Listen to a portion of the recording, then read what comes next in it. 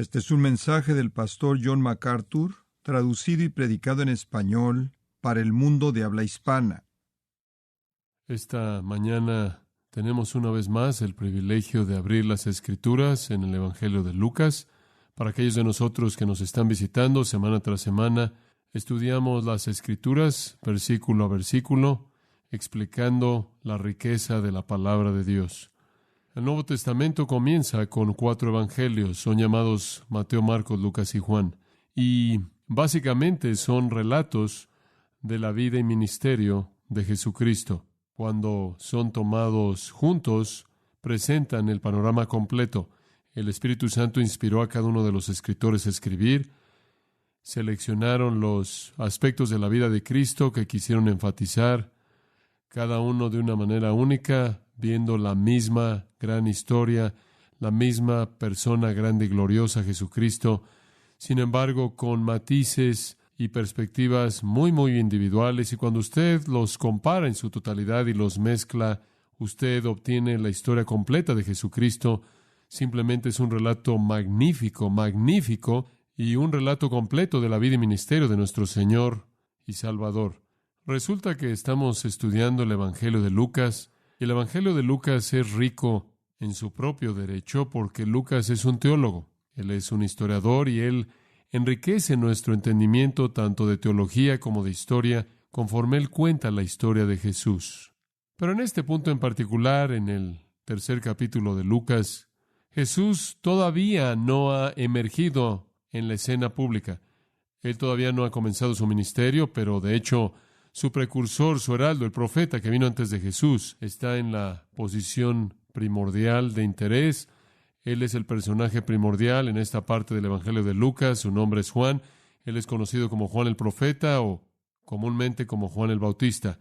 Él ha venido para preparar al pueblo para el Mesías. Él ha venido para apuntar al pueblo, a la gente, al Mesías. Y hemos estado aprendiendo del ministerio de Juan desde el versículo 1 hasta el versículo 17.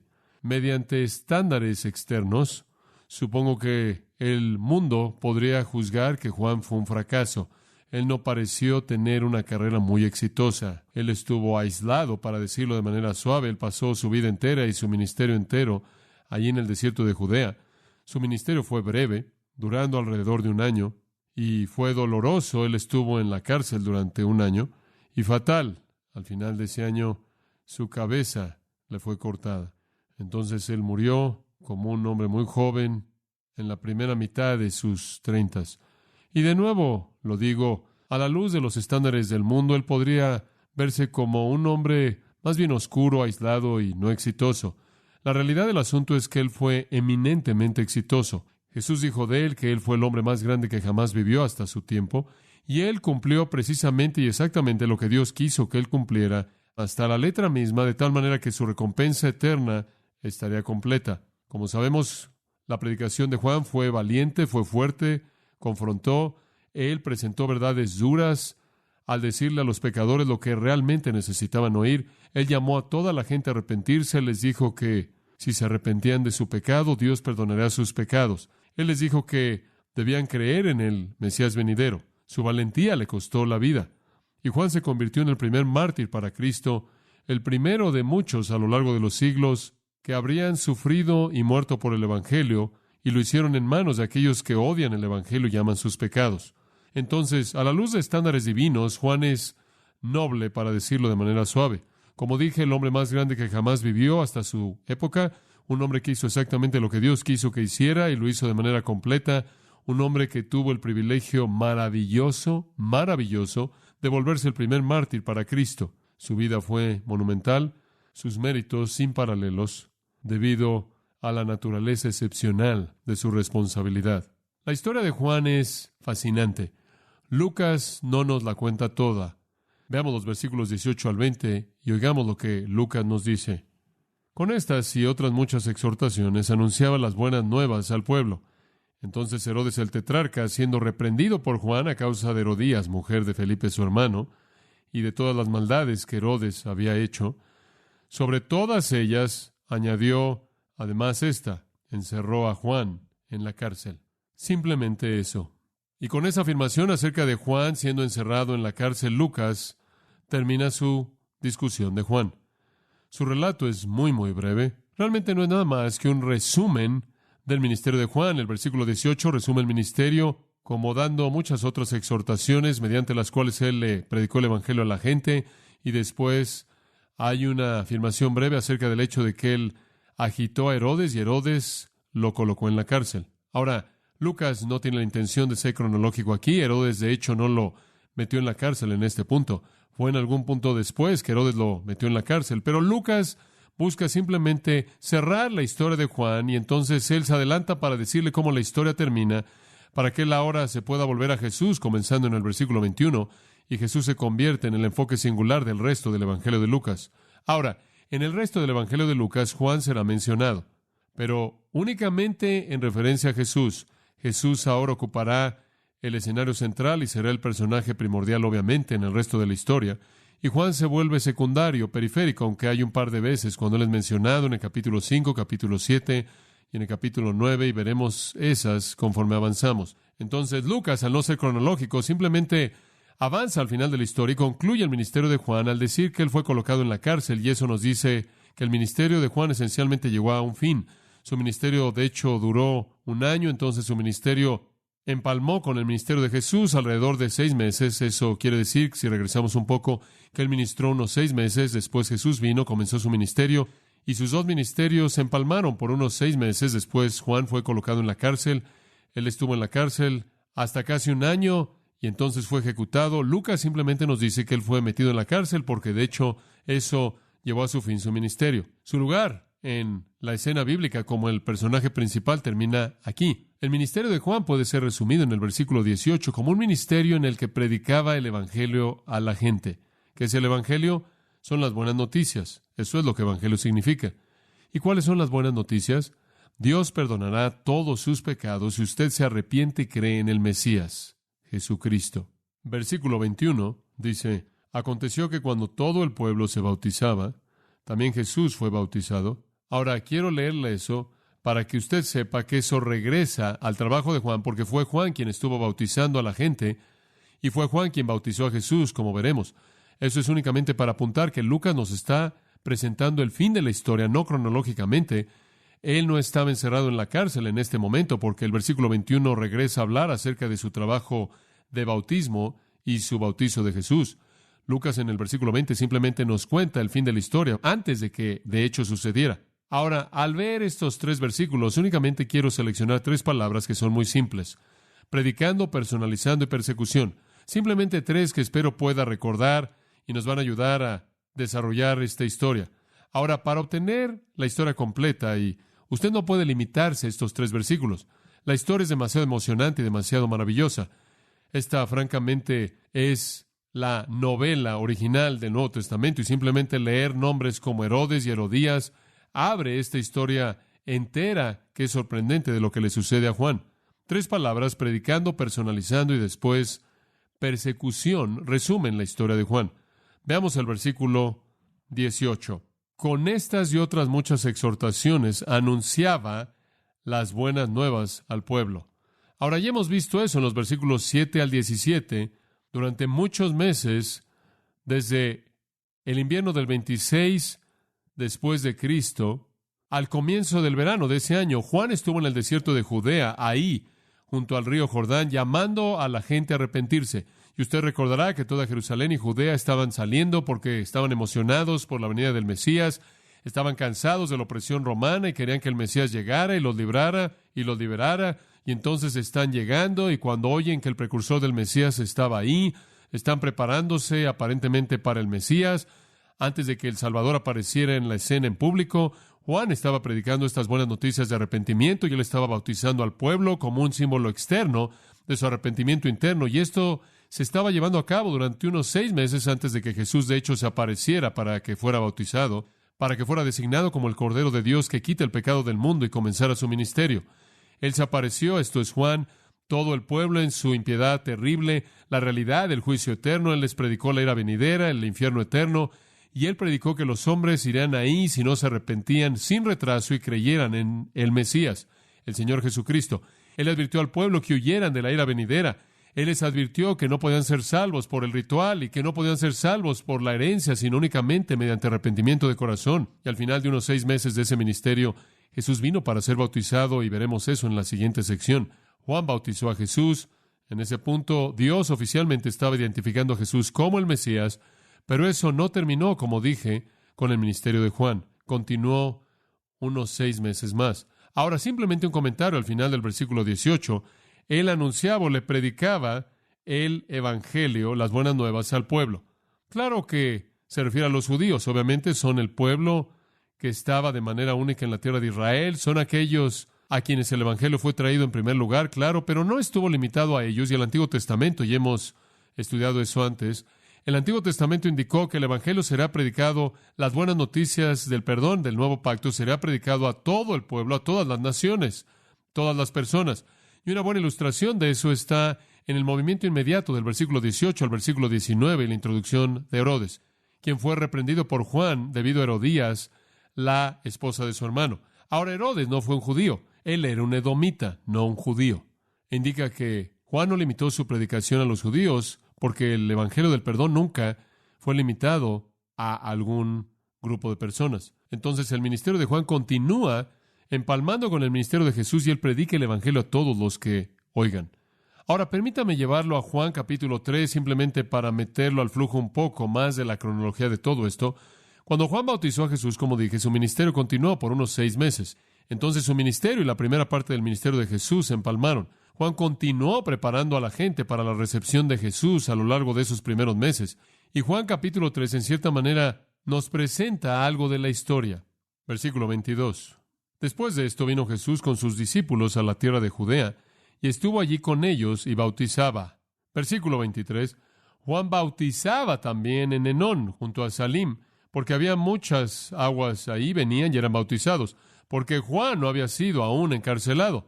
Simplemente quiero presentar la nota de que el ministerio de Juan continuó. Juan siguió predicando y bautizando. Jesús comenzó a predicar y bautizar, y sus ministerios se empalmaron hasta que Juan fue arrojado a la cárcel. Viene algo de diálogo con respecto al ministerio de Juan. Versículo 25. Entonces hubo discusión entre los discípulos de Juan y los judíos acerca de la purificación. Y vinieron a Juan y le dijeron: Rabí, mira que el que estaba contigo al otro lado del Jordán, de quien tú diste testimonio, bautiza, y todos vienen a él. Ahora, aquí hay algunos de los discípulos de Juan y le están diciendo: mira, Jesús ha comenzado su ministerio al que apuntaste y todo el mundo está saliendo a Jesús. Hay algo de una especie de herida personal, algo de celos quizás, porque la multitud está comenzando a concentrarse en el Mesías y Juan está comenzando a perder esa prominencia que él tuvo, y ciertamente así debería ser. Pero Juan lo sabía, y él les respondió, versículo 27, y dijo: no puede el hombre recibir nada si no le fuere dado del cielo. Vosotros mismos me sois testigos de que dije: yo no soy el Cristo, sino que soy enviado delante de él. ¿Se acuerda de que la semana pasada que le dije que Juan nunca dijo ser el Mesías, y aquí él afirma que él nunca dijo ser el Mesías? Él dijo: les he dicho siempre que no soy el Mesías, sino que he sido enviado delante de él. Y después en el versículo 29 lo ilustra de otra manera. El que tiene la esposa es el esposo, mas el amigo del esposo que está a su lado y le oye se goza grandemente de la voz del esposo. Él está diciendo: miren, yo soy como el hombre de honor, soy como el amigo del novio. Me da gusto que el novio disfrute a la novia, no tengo celos. En otras palabras, tengo que cumplir con una responsabilidad. Yo no soy el personaje principal aquí. Y después, en el versículo 30, lo resume en esa gran afirmación: es necesario que él crezca, pero que yo mengüe. Yo estoy en el extremo decreciente de esto. Yo estoy desvaneciéndome y él está ascendiendo al lugar apropiado. Este es un gran testimonio por parte de Juan de la preeminencia de Jesucristo. Juan comienza a desvanecerse. Jesús entra más al frente. Juan comenzó su ministerio en la tierra de Judea y Jesús también está en la región de Judea bautizando. De hecho, a sus discípulos, los discípulos de Jesús estaban llevando a cabo el bautismo. De hecho, físicamente lo estaban haciendo, pero el bautismo estuvo asociado con la predicación de Jesús. Estos ministerios que empalmaron continuaron debido a que Juan aún no había sido metido a la cárcel, pero él estaba desvaneciéndose. Juan no tuvo celos, Juan manifestó únicamente humildad. Él exaltó de manera clara a Jesucristo como superior a sí mismo. Él no estaba en competencia con Jesús en absoluto. Y él da 6 razones para la superioridad de Jesús. Esta es una gran sección. 6 razones para la superioridad de Jesús en los versículos 31 en adelante. Primero, su origen celestial. Él, versículo 31, el que de arriba viene. Él está diciendo, miren, Él vino de arriba. Él vino de abajo. Esta es una afirmación de su deidad. Y cosas terrenales habla. El que viene del cielo es sobre todos. Yo soy humano, yo soy terrenal, Él es celestial. Y ese es el primer punto de su superioridad. El segundo viene en el versículo 32. Y lo que vio y oyó, esto testifica, y nadie recibe su testimonio. Lo que Él está diciendo ahí es que Él es omnisciente. Él conoce cosas que nadie conoce. Él conoce verdad que ninguno de nosotros conoce. Él conoce verdad divina, personal y experimentalmente. Versículo 33. El que recibe su testimonio, atestigua que Dios es veraz. Lo que Él quiere decir con eso es que Él conoce la mente de Dios. Él tiene la mente de Dios. En el versículo 34 Él añade, porque el que Dios envió, las palabras de Dios habla, pues Dios no da el Espíritu por medida. Eso quiere decir que Él tiene un origen celestial, Él es omnisciente, Él conoce verdad divina, personal y experimentalmente. Él conoce la mente de Dios y la palabra de Dios, habla las palabras de Dios, y Él es uno con el Espíritu de Dios de una manera ilimitada. Esto es, Él ha recibido el Espíritu sin medida. Él tiene la plenitud del Espíritu, obviamente, porque Él es Dios. Él comparte la naturaleza esencial con los otros miembros de la Trinidad. En el versículo 35, Él añade que Él es el verdadero heredero de Dios. El Padre ama al Hijo y todas las cosas ha entregado en su mano. Yo no soy el heredero de Dios, su Hijo es su heredero. Y después, versículo 36, solo Él es el Salvador. El que cree en el Hijo tiene vida eterna. Usted puede creer en Juan y usted no va a tener vida eterna, pero el que cree en el Hijo tiene vida eterna. Pero el que rehúsa creer en el Hijo no verá la vida, sino que la ira de Dios está sobre él. Entonces Juan presenta este discurso monumental acerca de la naturaleza esencial de Cristo, lo cual lo aparta de sí mismo. Él es de origen celestial, Él es omnisciente con respecto a la verdad, Él conoce la mente de Dios y la palabra de Dios, Él tiene el Espíritu de Dios sin medida, esto es, Él es uno con el Espíritu de Dios, Él es el verdadero heredero de Dios y solo Él es el Salvador.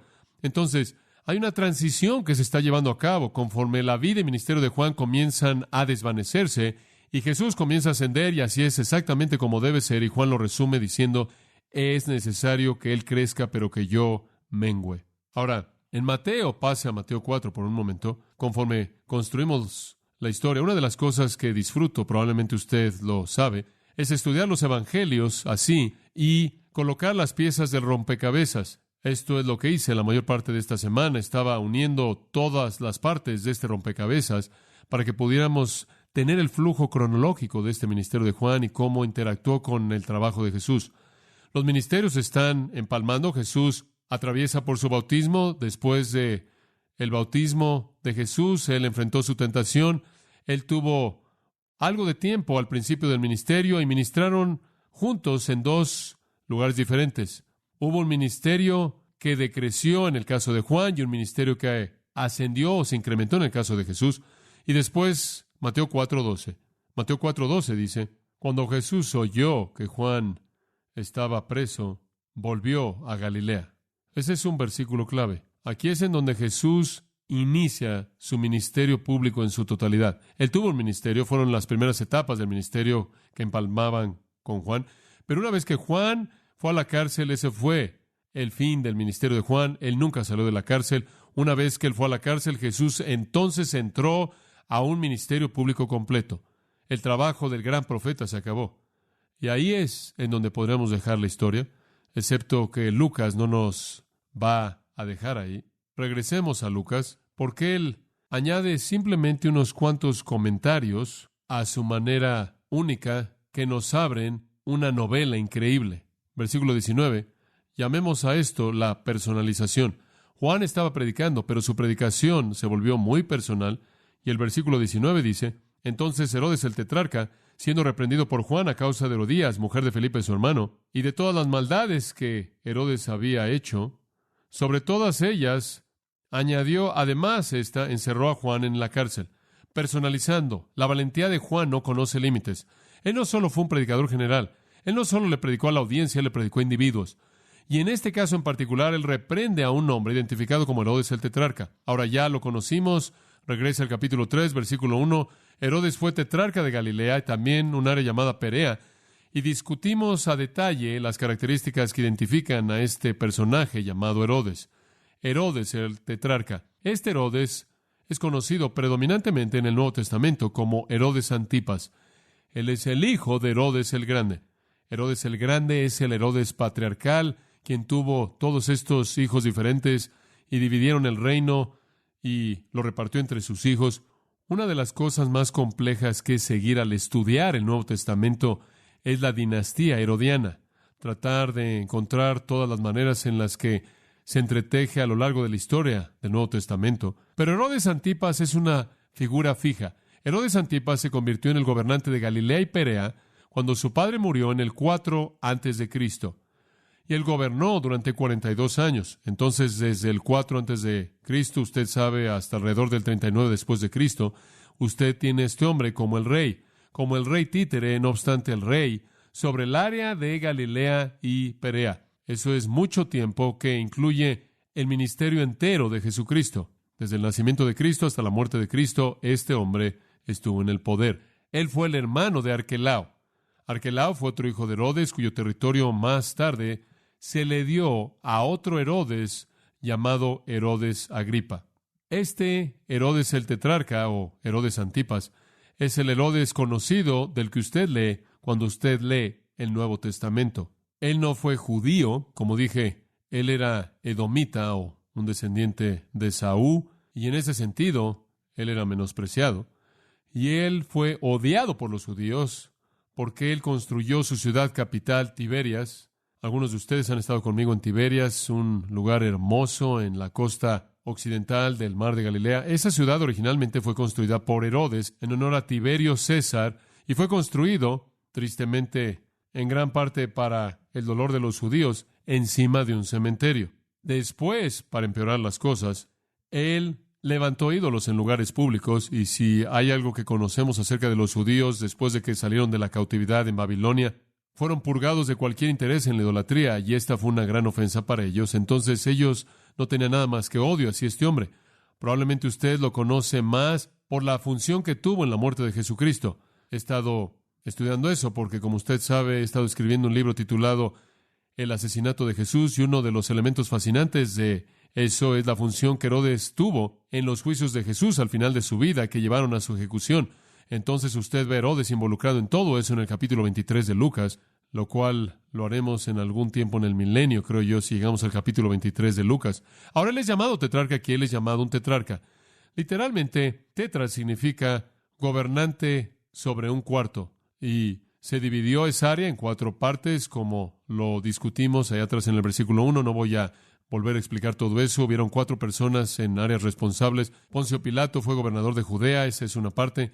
Herodes fue tetrarca de Galilea y Perea. Su hermano Felipe fue tetrarca de la región de Iturea, Traconitis, y un hombre llamado Lisanias fue tetrarca de Abilene. Entonces, originalmente hubieron 4 partes, pero tetrarca simplemente se convirtió en una palabra que significó un rey títere, un gobernante de rango bajo, un gobernante no muy influyente. Recuerde, Judea, Samaria y Idumea fueron gobernados por Arquelao, y después, más adelante, por Poncio Pilato. Iturea, Traconito, gobernada por Felipe. Abilene, como dije, la cual está en la parte noroeste, fue gobernada por Lisanias.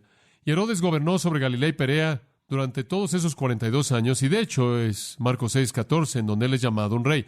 Entonces él adoptó el título para sí mismo y la gente lo adoptó. Ahora, el hecho de que él fue un rey pudo haber hecho que algunos predicadores suavizaran su tono. Y digo, ¿qué tan elevado va a ir usted en su condenación en contra del pecado? ¿Y cuán directo va a ser usted? ¿Y cuán personal va a ser usted? ¿Acaso va a hablarle usted nariz a nariz al hombre que tiene poder sobre su vida y le va a decir lo que necesita oír? Bueno, Juan no fue porque Juan no fue amable, fue porque Juan fue compasivo. El Evangelio, mantenga esto en mente, el Evangelio es un mensaje de arrepentimiento, pero un mensaje de arrepentimiento para llene en el espacio en blanco perdón de pecados. Y lo más amable que usted le puede decir a alguien es que Dios perdonará todos sus pecados si se arrepiente, ¿verdad? Esas son buenas noticias. Estas no son malas noticias. Estas son muy buenas noticias.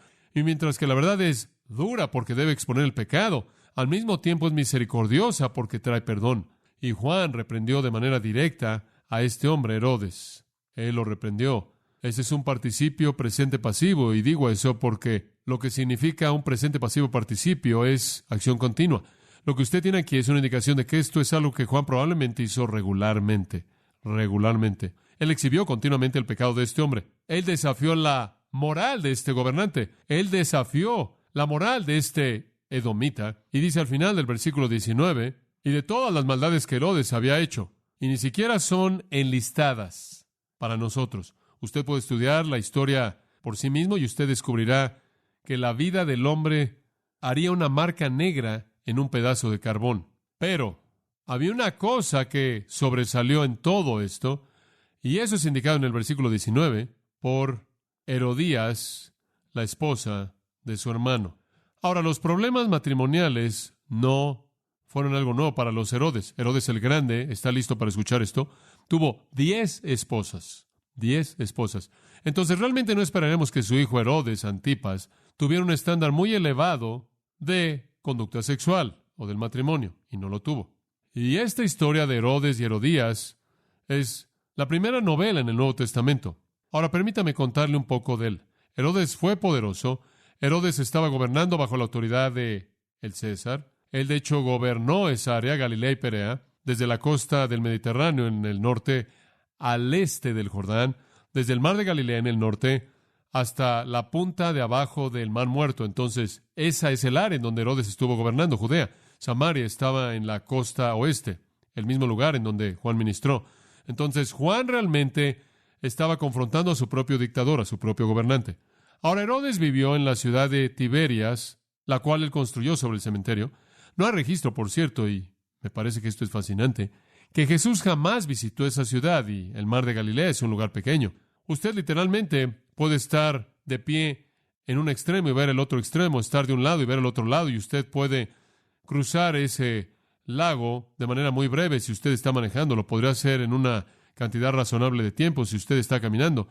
No es un área realmente muy grande, entonces cuando usted lo piensa, Jesús habría estado muy cerca de todas las ciudades y aldeas alrededor de esa área. Sin embargo, en su vida entera de ministerio en Galilea, él ni una vez se reporta que él fue a la ciudad de Tiberias. Quizás él se mantuvo alejado para evitar Herodes, debido a que fue su padre, recuerde, fue el padre de Herodes, Herodes el Grande, quien masacró a todo bebé niño alrededor de Belén para evitar que otro rey viniera. Y fue también su padre quien había asesinado a su propia familia. Él asesinó a gran parte de su propia familia. Fue su padre quien había asesinado a todos los líderes en la tierra porque él temía que pudieran quitarle el trono aún después de que estuviera muerto. Y él también asesinó, y esto es sorprendente, al Sanedrín entero. Su padre fue un asesino y un homicida. Y bien podría ser que en un esfuerzo por no contribuir a la situación y no elevar la hostilidad de Herodes hacia sí mismo, que Jesús simplemente evitó eso, queriendo ser fiel con la agenda divina para morir únicamente cuando fue el propósito del Padre que él muriera. Pero aquí dice que Juan confrontó a este hombre impío, este hombre malo cuya lista de impiedad es demasiado larga como para que Lucas inclusive la escriba. Es simplemente suficiente decir que hubo una grande acumulación de impiedad, todas las maldades, nos dice Lucas. Este hombre, en medio de toda esta impiedad, tuvo un pecado en particular que era abierto y público, y tuvo que ver con su relación con una mujer llamada Herodías, quien fue la esposa de su hermano. Ahora, para entender la historia, pase a Mateo capítulo 14. Mateo capítulo 14, usted va a descubrir que esto es fascinante. Vamos a ver si podemos avanzar a lo largo de esto. Mateo 14:1. En aquel tiempo Herodes el tetrarca oyó la fama de Jesús. Ahora, cuando llegamos a Mateo 14, Jesús ya comenzó su ministerio y Juan ya ha sido metido en la cárcel y Juan ya está muerto. Muy bien, cuando usted llega al capítulo 14 de Mateo, todo eso está en el pasado. Pero cuando Herodes oye de Jesús, está comenzando a llegarle a él. Jesús había estado ministrando desde su bautismo ahora. Probablemente más de un año ha pasado. Juan ha sido encarcelado, probablemente ha estado en la prisión ahora. Bueno, no sabemos exactamente por cuánto tiempo. Él ha sido ejecutado. Todo eso está en el pasado. Ahora Jesús está ministrando. Juan está fuera de la escena. Herodes está viviendo en el lujo. Herodes está viviendo en su pereza opulenta, poniendo poca atención. Él, de cualquier manera, no fue un judío. Los 12 están predicando. Hay predicación llevándose a cabo por parte de Jesús y los 12. Hay sanidades. Se están liberando a personas de demonios y está comenzando a agitar al país. Y los judíos, como usted sabe, resienten a Herodes grandemente y él también lo resiente. Los judíos lo resienten por muchas razones. Él fue el hijo de la cuarta esposa de Herodes, Maltase, quien fue una samaritana. Ahora, si usted sabe algo acerca de cómo los judíos pensaban acerca de los samaritanos, usted sabe por qué ellos habrían odiado este producto de una mujer samaritana y un padre edomita. No podía ser más malo que esto. Los edomitas fueron maldecidos en el Antiguo Testamento y los samaritanos fueron odiados porque los samaritanos fueron una raza de personas que fueron el producto de judíos que fueron desleales al judaísmo, que se habían casado con paganos y habían producido la raza no pura llamada samaritanos. Y los odiaban tanto que cuando alguien en el sur quería ir al norte, evitaban el país de Samaria porque no querían colocar sus pies en esa tierra maldecida. Esa es la razón por la que fue tan increíble y asombroso que Jesús reveló primero quién fue Él y predicó el Evangelio a una mujer samaritana. De todas las cosas. No solo era asombroso que Él habló a una mujer, sino que una mujer samaritana. Odiaban a los samaritanos. Y estaba Herodes el tetrarca, el hijo de un edomita, que fueron maldecidos en el Antiguo Testamento, y una mujer samaritana que fue odiada por los judíos, una descendiente gentil odiada de Saúl, que se había casado con una samaritana menospreciada, especialmente repulsivo para los judíos. Pero para este tiempo él está en su año 32 de gobierno, y él oyó de Jesús, y él está turbado por esto, y notará cuán turbado está en el versículo 2. Este es Juan el Bautista. Ha resucitado de los muertos, y por eso actúan en él estos poderes. Hombre, este es un hombre paranoico. Él piensa que Jesús es Juan el Bautista resucitado de los muertos. Él ha regresado de los muertos. Adivine por qué. Si él ha regresado de los muertos, ¿qué cree usted lo que está buscando? Herodes cree que lo está buscando a él. Después de todo, él es el que le había cortado la cabeza. Ahora, Herodes no originó esa idea de que Jesús fue un Juan resucitado. Herodes no fue el origen de esto. En Lucas 9:7, Herodes el tetrarca oyó todo lo que estaba sucediendo. Él estaba grandemente sorprendido porque se dijo por algunos que Juan había resucitado de los muertos. Entonces se había esparcido la idea de que este podría ser Juan que había resucitado de los muertos. Y Herodes dijo: yo mismo decapité a Juan, pero ¿quién es este hombre de quien oigo estas cosas? Y él estuvo tratando de verlo. Él quería ver si de hecho era Juan, porque él conocía a Juan también. Él había estado en la cárcel un año antes de que fue ejecutado, casi un año. Entonces, no es que él fue el origen de esto. Simplemente había este rumor de que Jesús de hecho era Juan resucitado de los muertos. Y ese rumor, francamente, aterró a Herodes. Marcos 6:14, el rey Herodes oyó.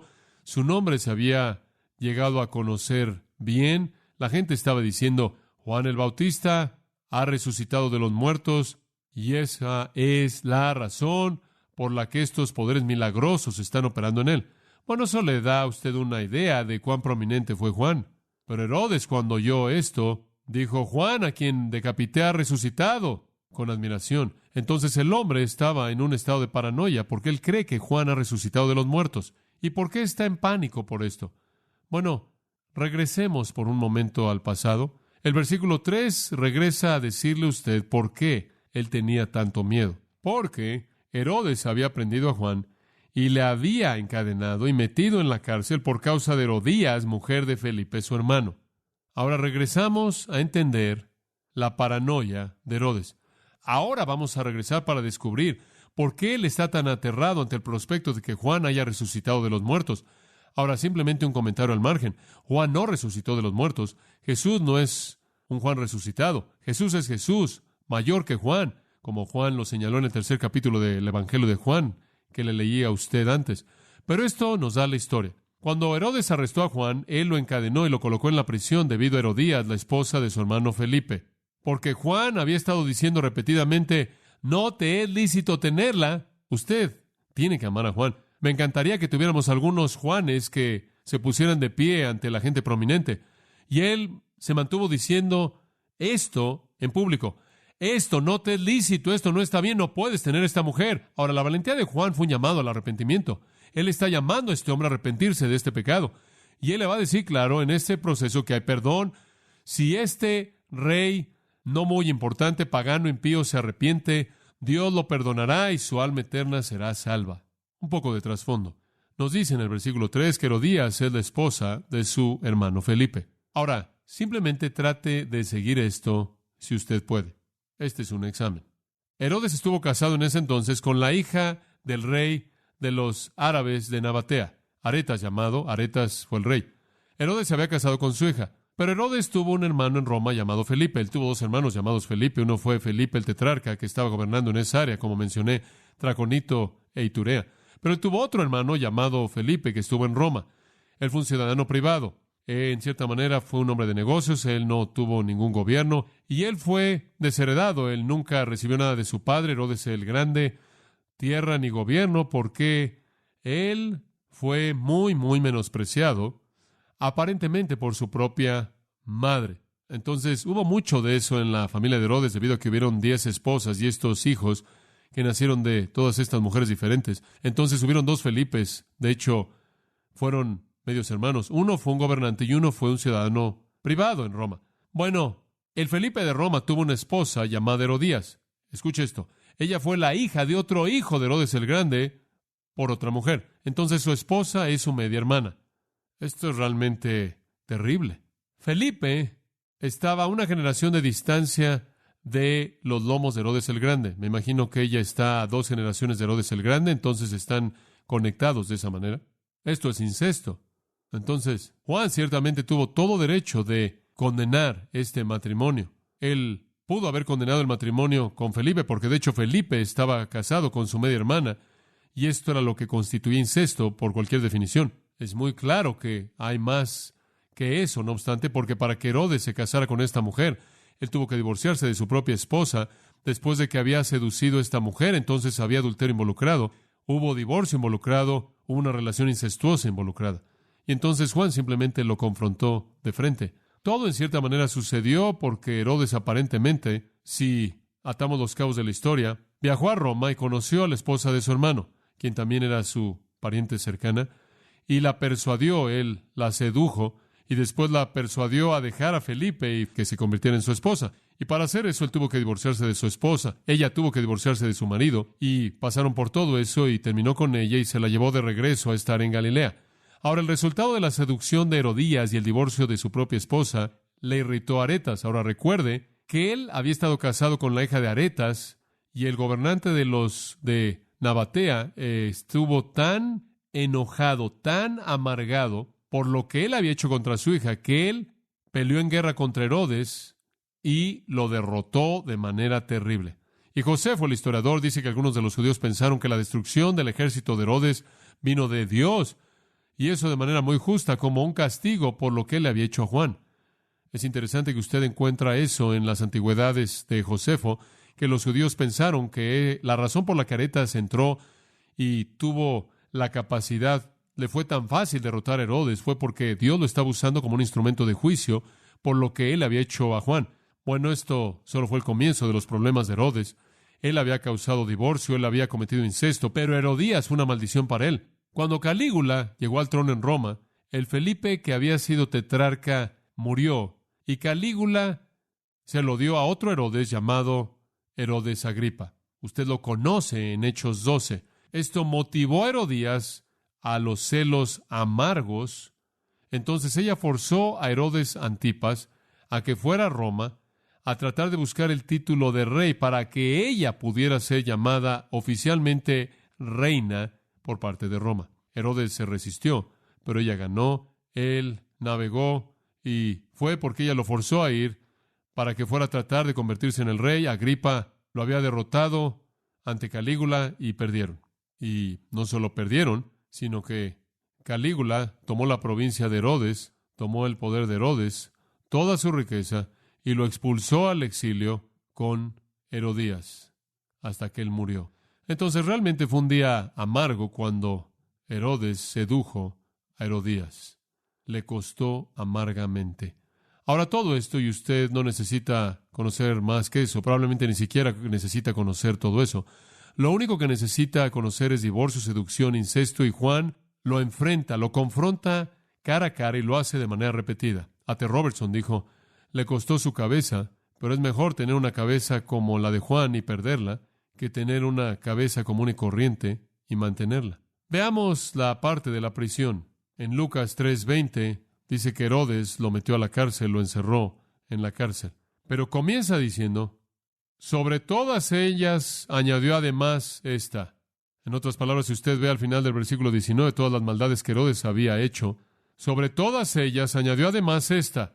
Y aquí la construcción griega significa la impiedad, la maldad de corona, la maldad de coronación. De todas las cosas malas, impías, viles que este hombre había hecho, seducción, incesto, etcétera, todas las otras cosas no son mencionadas aquí. Él añadió esta. Encima de todo eso, aquí está la que coronó todo. Encerró a Juan en la cárcel. Josefo dice que fue en el fuerte Macareo. El fuerte Macareo estaba a más de 8 kilómetros al noreste del Mar Muerto. Tenía 2 calabozos en donde Juan, como dije, pasó hasta un año, y también tuvo un palacio de verano, porque en el área habían algunos manantiales de agua caliente,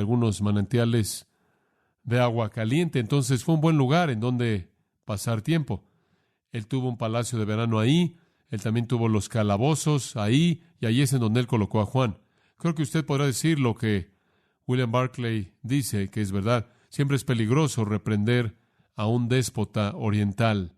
Podría hacerlo aún en la actualidad. Y mediante su reprensión, Juan firmó su propia sentencia de muerte. Entonces, de regreso a Mateo 14, versículo 5. Dice que quería matarle.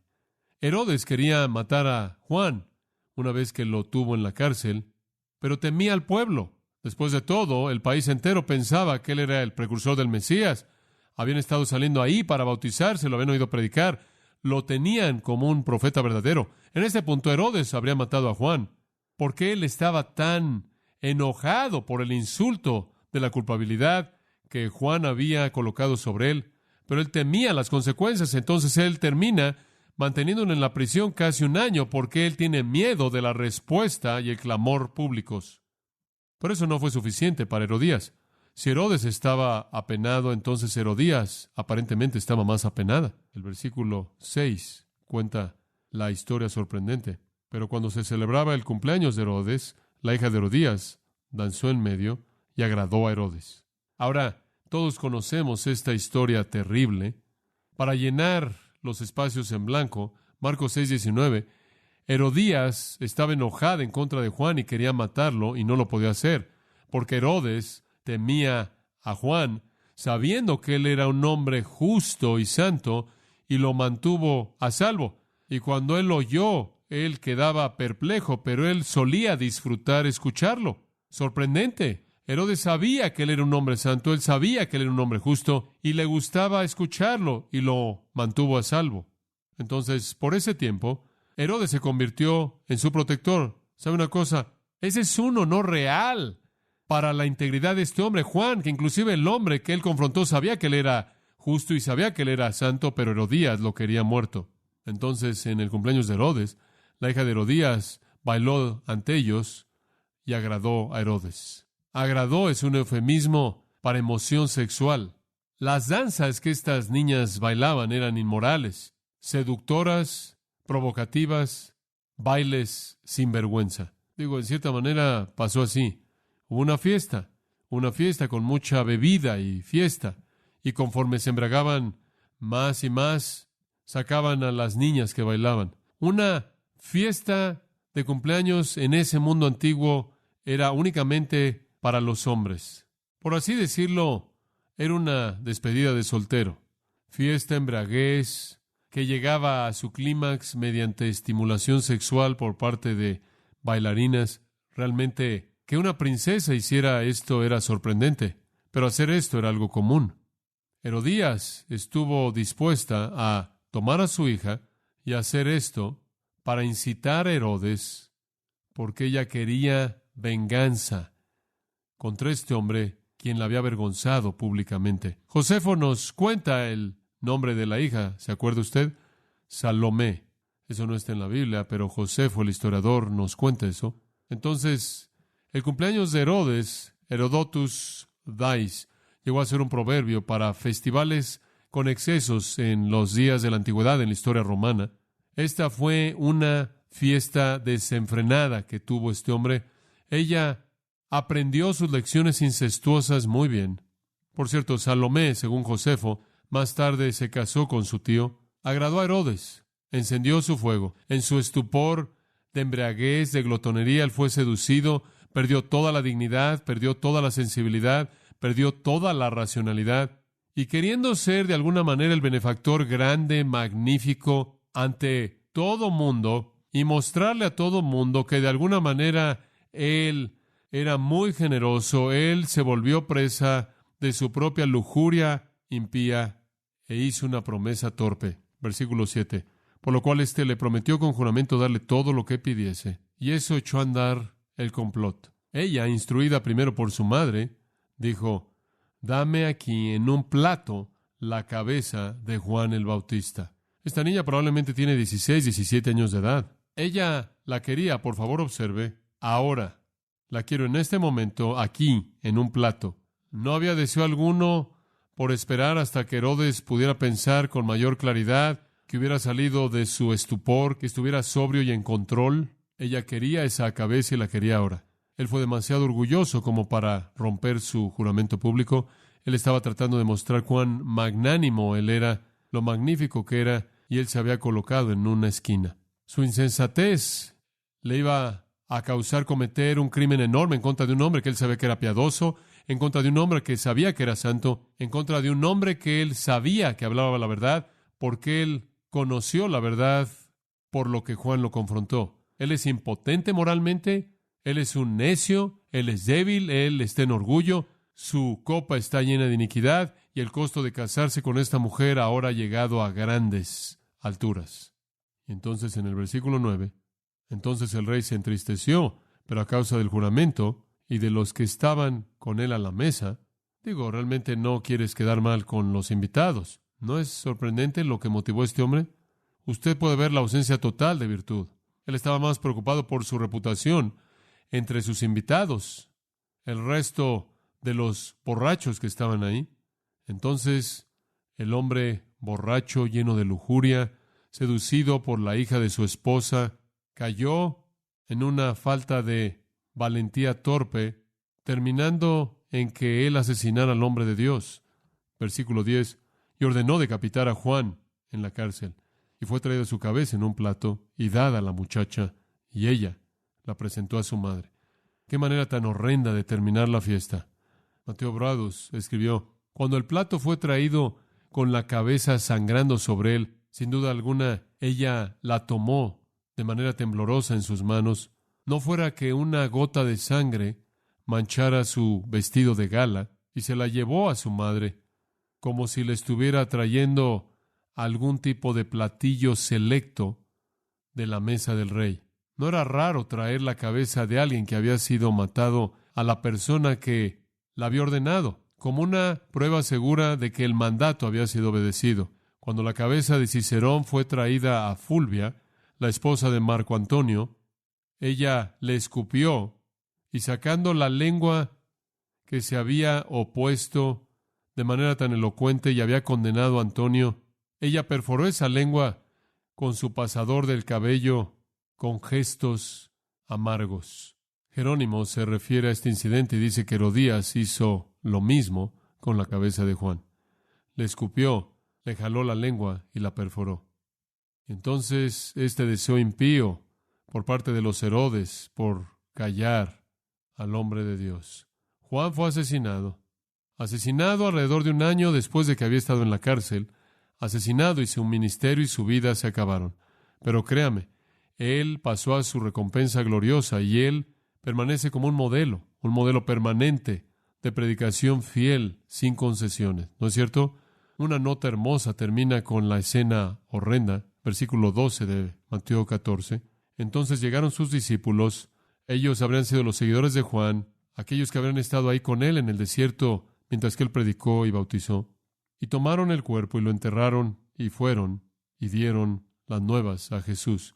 Ellos supieron que Jesús querría saber. Por cierto, ni Herodes ni Herodías lograron nada al matar a Juan. Ellos no podían deshacerse de sus pecados, ¿verdad? Y ciertamente no pueden deshacerse de su culpabilidad. Si usted regresa a los versículos 1 y 2, eso es lo que lo lleva a estar en pánico en primer lugar, porque Herodes tiene miedo de que el rumor pudiera ser verdad. Y Juan estaba de regreso de los muertos. Y Herodes está en un estado de paranoia con tormento. Él podía callar la voz de Juan, pero él no podía matar la verdad. Herodes quería ver a Jesús para ver si era Juan, pero nunca lo vio. Cuando vio a Jesús finalmente, fue cuando Jesús le fue enviado en su juicio, y Herodes contribuyó a su ejecución. Pero él recibió un mensaje de Jesús, lo recibió. Y Lucas nos habla de eso. Voy a cerrar con eso. Él recibió un mensaje de Jesús, como dije, Jesús nunca lo vio. Lucas 13:32, veremos esto más adelante, pero es una especie de adelanto.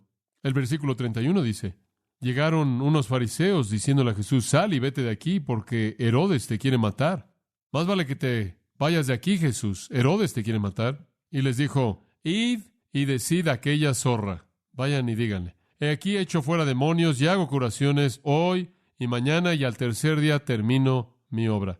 Sin embargo, es necesario que hoy y mañana y pasado mañana siga mi camino, porque no es posible que un profeta muera fuera de Jerusalén. ¿Sabe usted lo que está diciendo? Tú mataste a Juan, amigo mío, pero no me puedes matar hasta que se acabe mi obra.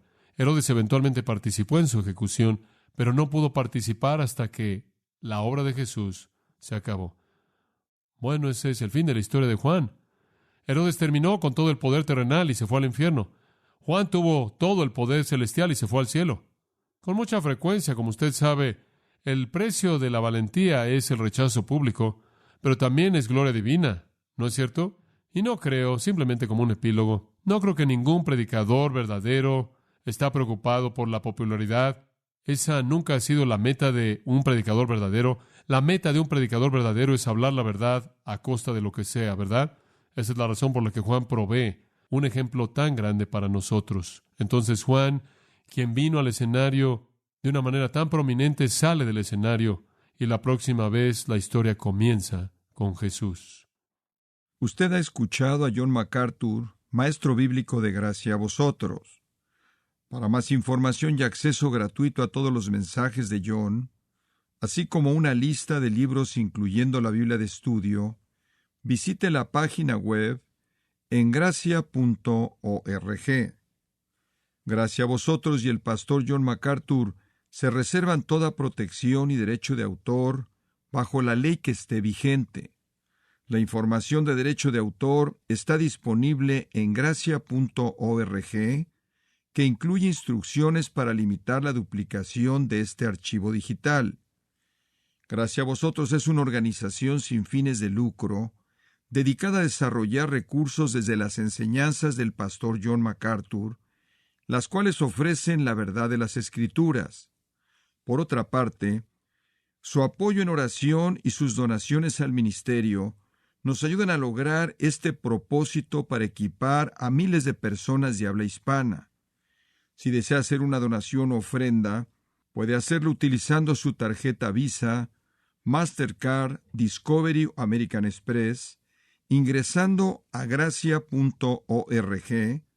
y si vive en Estados Unidos o Puerto Rico, también puede llamarnos al 1-866-5-GRACIA, esto es, 1-866-547-2242.